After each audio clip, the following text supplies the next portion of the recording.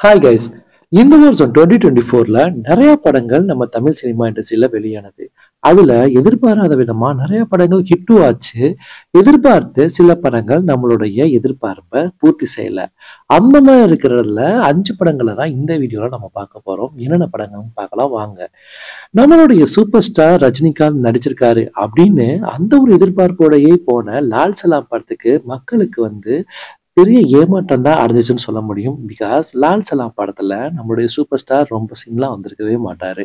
இதுவே இந்த படத்துடைய பின்னடைவுக்கு காரணம். அதுக்கடுத்து பாத்தீங்கன்னா விஷால் நடிச்ச ரத்ன மூவி. என்னதான் விஷால் வரிசையா ஒரு தொழில் படங்களாவே கொடுத்துட்டு இருந்தாலும் இந்த படத்தை பயங்கரமா நம்பியிருந்தாரு. ஆனா என்னமோ தெரியல, கதை நல்லா இருந்தாலுமே இந்த படம் மக்கள் மனசுல அந்த அளவுக்கு இடம் பிடிக்கல. அதுக்கடுத்து பாத்தீங்கன்னா கேப்டன் மில்லர். என்னதான் நம்மளுடைய தனுஷுடைய படம் ராயன் வெளியாகி பயங்கரமா சக்கப்போடு போட்டு 100 கோர்ஸ்க்கு மேல அதோடைய வசூல் சாதனை படைச்சாலும் அதிகமா எதிர்பார்க்கப்பட்ட இந்த கேப்டன் மில்லர் கொஞ்சம் அதிருப்தியை உண்டாக்குச்சுன்னு தான் சொல்ல முடியும். அப்புறம் இந்த படம் ரொம்ப முக்கியமானது. இந்தியன் 2.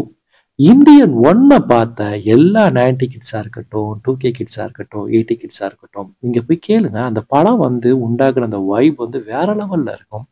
அந்த வைபோட இந்த இந்தியன் 2 படத்தை எதிர்பார்த்து போனவங்களுக்கு என்னடா இந்தியன் 1 இன்னும் நம்ம மனசை விட்டு போகல, ஆனா இந்தியன் 2 என்னடா அப்படிங்கிற மாதிரி தான் அந்த படம் இருந்தது. அந்த படத்துல பாட்டா இருக்கட்டும், எல்லாமே வேற லெவல் இருக்கும். நம்ம உலகநாயகனுடைய நடிப்புமே. ஏன்னா அந்த படத்துக்காண்டி அவர் நேஷனல் அவார்டுமே வாங்கியிருந்தாரு நம்மளுடைய கமலஹாசன். இந்த இந்தியன் 2 படம் கொஞ்சம் மக்களிடையே அந்த அளவுக்கு ரீச் ஆகல. அதுக்கடுத்து ட்ரெய்லரை மட்டுமே வெளியிட்டு பயங்கரமான எதிர்பார்ப்பை உண்டாக்குன படம் தான் கங்குவா. இந்த படத்துக்கு போயிட்டு எல்லாருமே காதுல ஒரு சத்தத்தோடயே வெளியே வந்தாங்கன்னா நிறையா இன்டர்வியூஸ்ல மக்கள் சொல்லியிருந்தாங்க.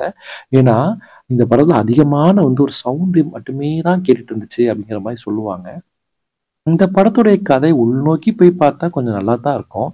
ஆனா ட்ரெய்லர் ஏற்படுத்தின அந்த ஒரு பாதிப்பை இந்த படம் ஏற்படுத்தல மக்களிடையே அப்படின்னு தான் நிறைய பேர் சொல்றாங்க.